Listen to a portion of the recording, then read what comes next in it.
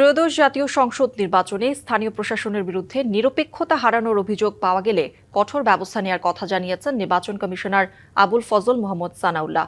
বলেন, ভোটাররা যাতে ভোটকেন্দ্রে নিরাপদে ভোট দিতে পারেন সেটা নিশ্চিত করতে হবে। সকালে ভোলায় আইন শৃঙ্খলা রক্ষাকারী বাহিনীর সেল ও ভিজিল্যান্স অবজারভেশন টিমের সদস্যদের সভায় কথা বলেন তিনি। ভোটকে উৎসবমুখর করা সহ নির্বাচনের দায়িত্ব পালনকারী কর্মকর্তাদের নিরপেক্ষ থাকার নির্দেশ দেন তিনি। পরে ঝালকাঠিতে মতবিনিময় সভায় সানাউল্লাহ বলেন, দেশের ভাবমূর্তি ও স্থিতিশীলতায় গুরুত্বপূর্ণ এবারের নির্বাচন।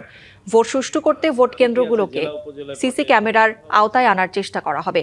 সুন্দর ও গ্রহণযোগ্য নির্বাচন নিশ্চিত করতে কোনো ধরনের ছাড় দেওয়া হবে না বলেও জানান তিনি। সকল প্রার্থী সকল দলকে সমানভাবে ট্রিটমেন্ট করতে হবে, যে ভোট দিয়েই জিততে হবে, 2 নম্বরই কোনো পদ্ধতি নাই জেতার।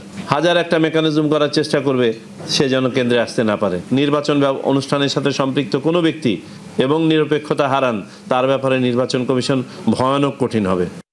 বিদেশ থেকে দেশে রেমিটেন্সের টাকা আসে নিরাপদে। তাই আজই আপনার আপনজনকে বলে রাখুন, রেমিটেন্সের টাকা যেন শুধু নগদেই পাঠায়।